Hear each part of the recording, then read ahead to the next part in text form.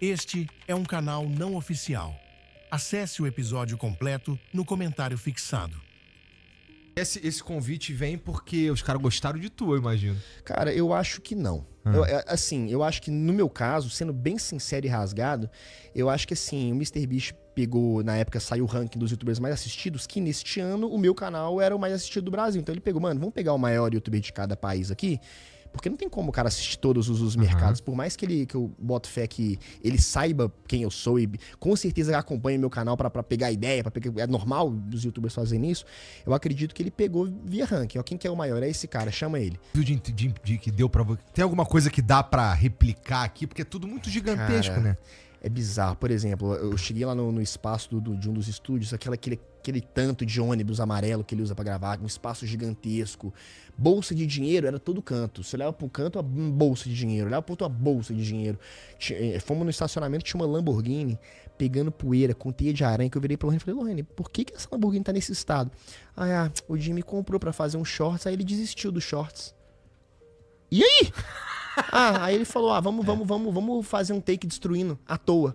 Aí, não, pelo amor de Deus, Jimmy, é uma Lamborghini, que não sei o que. E assim, cara, acumulando poeira, suja, uma Lamborghini parada. E assim, youtuber, na minha opinião, vendo assim, youtuber, por mais que ele seja o maior e todos os vídeos dele, a cada vídeo que ele faça, é como se ele estivesse fazendo um super reality, eu senti muito lance de gente como a gente, sabe? É mesmo? As paredes todas escritas com ideias à mão dele, ele escrevendo as ideias, X nas ideias, que gostou, que não gostou.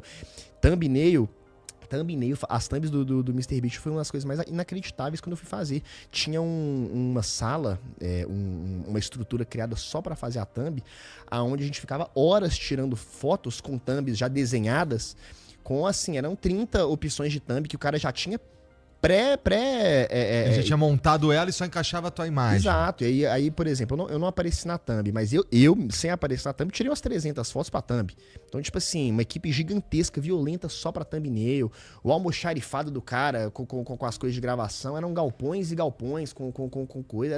Era realmente uma estrutura muito bizarra e muito grandiosa, mas com aquele lado de youtuber, sabe? Você vê aquela baguncinha, uma leve desorganização que todo youtuber tem que ter, estão no youtuber, sabe? Então, assim, essa experiência de gravar com o MrBeast foi muito boa pra mim por causa disso, por causa desse aprendizado, né? Fora que eu não tive essa oportunidade ainda, mas eu fiquei relativamente próximo de muitos youtubers hispanos, né, que falantes da língua espanhol, e hoje eu tô com o meu canal espanhol, tá com quase 5 milhões de inscritos, tô postando lá, então assim, é uma coisa que eu já tô tentando viabilizar, já tô em contato com os caras, ou pra trazer eles, ou pra ir pra lá, pra gravar, pra fazer essa collab, então pra mim isso foi teve um valor muito grande. Fora que meses depois, eles me convidaram pra ir pro Beasts Game, então... Esse convite vem porque os caras gostaram de tu, eu imagino. Cara, eu acho que não. Eu acho que no meu caso, sendo bem sincero e rasgado, eu acho que assim, o MrBeast pegou, na época saiu o ranking dos youtubers mais assistidos, que neste ano o meu canal era o mais assistido do Brasil. Então ele pegou, mano, vamos pegar o maior youtuber de cada país aqui, porque não tem como o cara assistir todos os mercados. Por mais que eu boto fé que ele saiba quem eu sou e com certeza acompanhe meu canal pra pegar ideia, é normal os youtubers fazerem isso, eu acredito que ele pegou via ranking. Ó, quem que é o maior? É esse cara, chama ele, saca? E aí... Vamos entregar tudo que a gente pode, vambora. Lá nesse Beasts Game, a estrutura era ainda mais bizarra. E nesse foi mais legal porque isso eu consegui trocar uma ideia com ele muito mais a fundo. Nesse primeiro vídeo, eu entrei direto pro estúdio, o MrBeast entrou, deu um oizinho pra gente, cumprimentou, e pum, vamos gravar. E aí, tipo assim, eu não sou do grupo dos caras, né? O Jimmy já é brother pra caramba do Logan Paul dos caras. Então eles tinham a resenha deles, o entrosamento deles. E eu, querendo ou não, ficava mais de canto com outros youtubers de outros lugares do mundo ali, mas na nossa. Nessa segunda ida que eu fui pro Beasts Game, eu não fui participar do reality, mas eles me chamaram assim, Arnaldinho, estamos fazendo aqui o Beasts Game, um reality muito cabuloso. Você quer vir ver e produzir algum conteúdo, gravar? O espaço está em aberto, a gente está convidando alguns parceiros, se você quiser vir. Falei, pô, vamos demais. Nessa vez foi mais tranquilo, não precisei gastar jato, ele paga o passagem e tudo mais. Mas mesmo assim, cara, a estrutura é uma coisa muito estrondosa. Para você ter uma ideia, essa gravação do Beasts Game foi no Canadá, em Toronto. E ele precisava fazer uma publicidade divulgando o chocolate dele que ia lançar na Alemanha. ele fechou o maior parque do Canadá e ponto. Fechou o parque inteiro.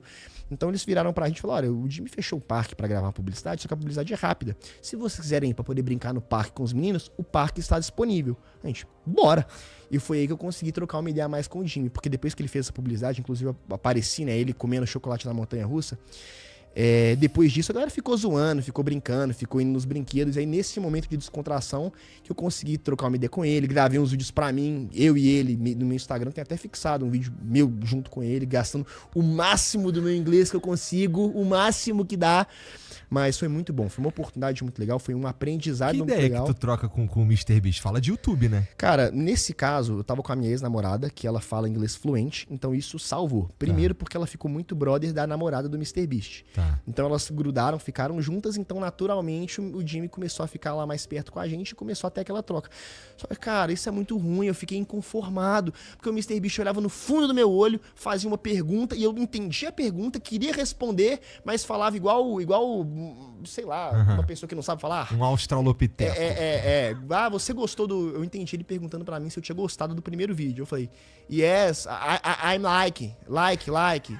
Pô, não consegui me aprofundar, era aquele papo raso com a minha ex-namorada. Sure, man. That video was amazing. I am very grateful that you actually invited me to it. Pô, mas aí você tá num nível acima, né? Eu espero, quando ter a sua idade, falar inglês também, é a minha meta.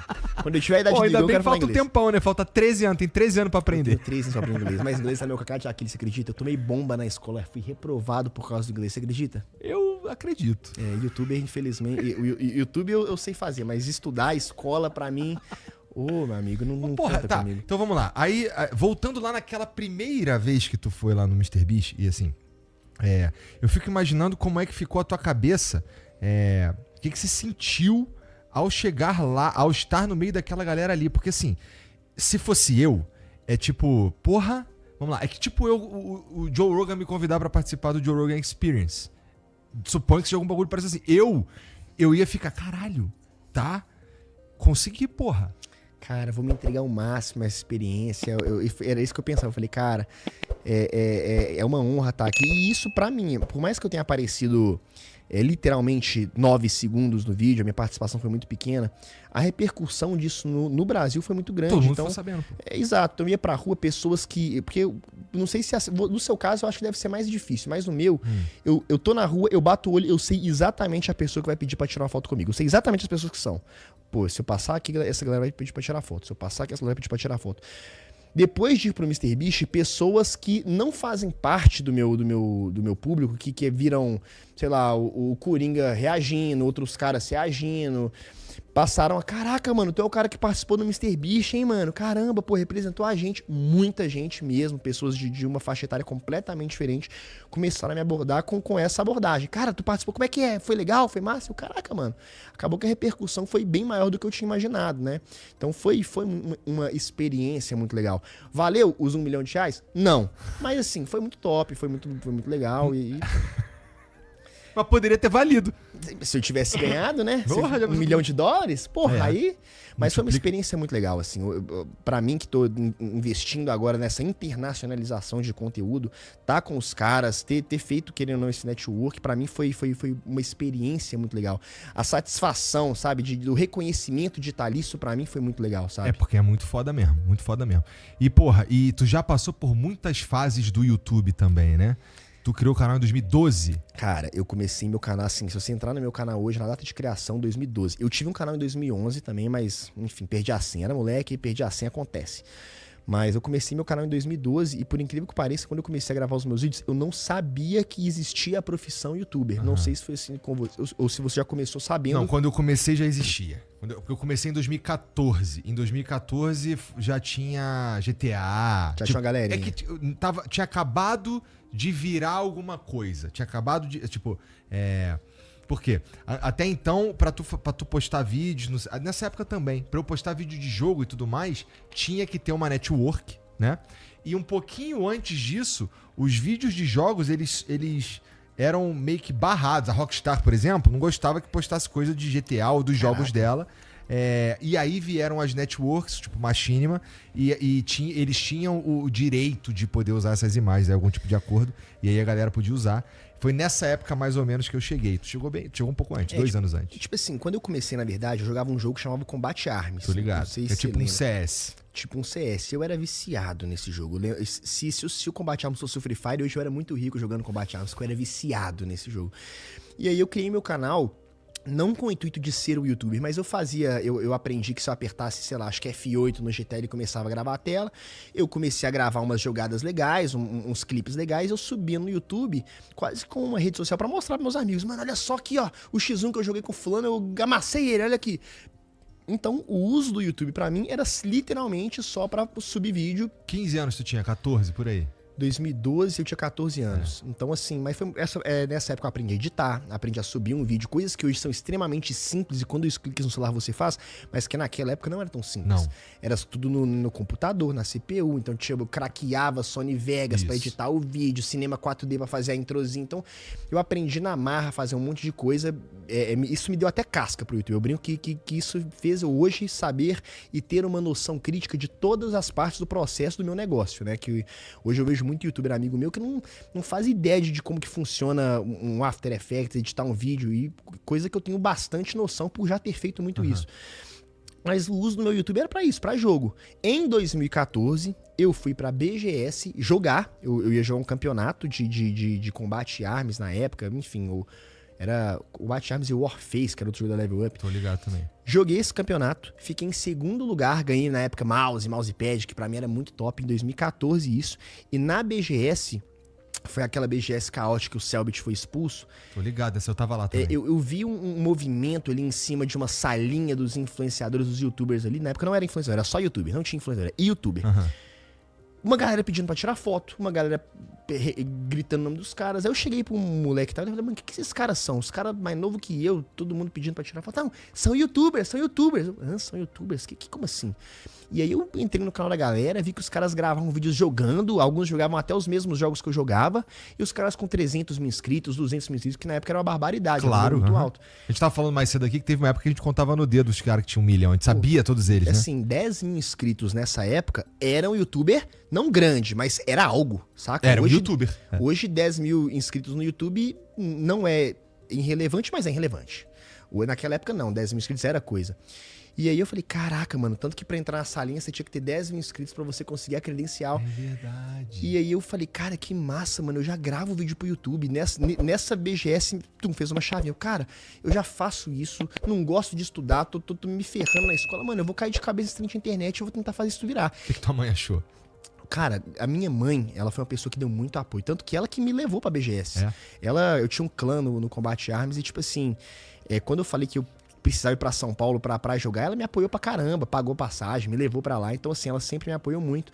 E aí, quando eu criei meu canal, foi a virada de chave de agora eu quero ser youtuber. Não sabia que dava grana, não sabia como ia ser, eu só queria fazer dar certo. E em 2014 eu comecei a fazer os vídeos, os vlogs. Porém, nessa época, o YouTube era meio que...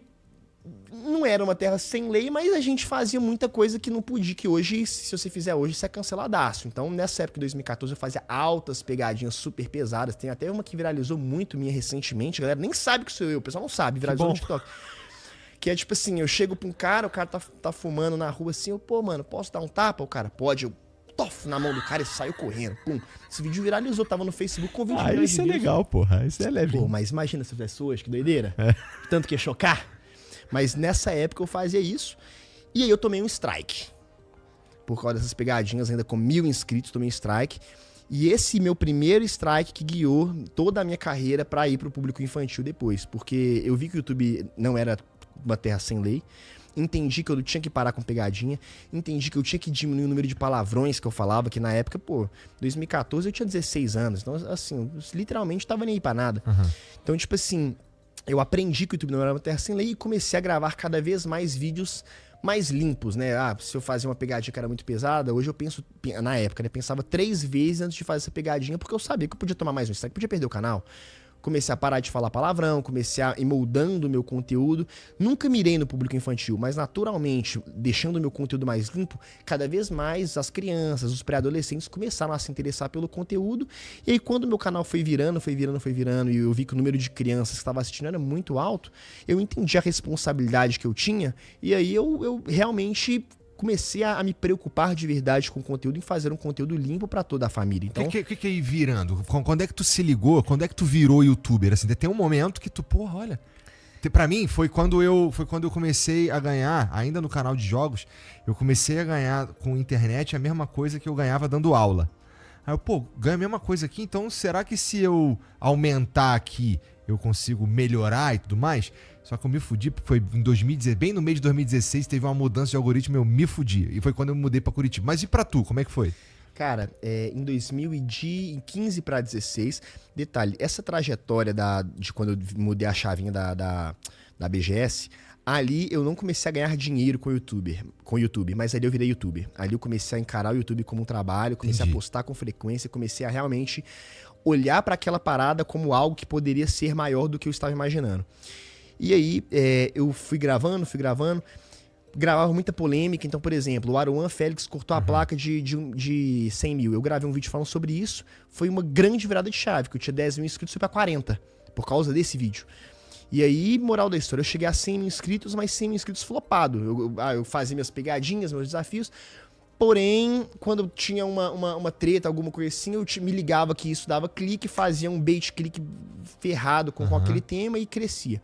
Cheguei em 100 mil inscritos assim, mas era aquele 100 mil inscritos completamente flopado, né? Pegava 200 views, não é 200 mil, eram 200 views por vídeo. E aí eu fui crescendo, chegou o fatídico dia que os meus pais eram e falaram, e aí? Você tá no 3º ano do ensino médio, você tem que fazer uma faculdade, e aí? E aí, foi muito massa esse lance de internet, foi muito legal esse lance do YouTube, porém, realmente estou crescendo, não foi em vão, tinha a plaquinha de 100 mil que era meu sonho máximo na época, mas eu já tava entendendo que aquilo já não dava grana, né?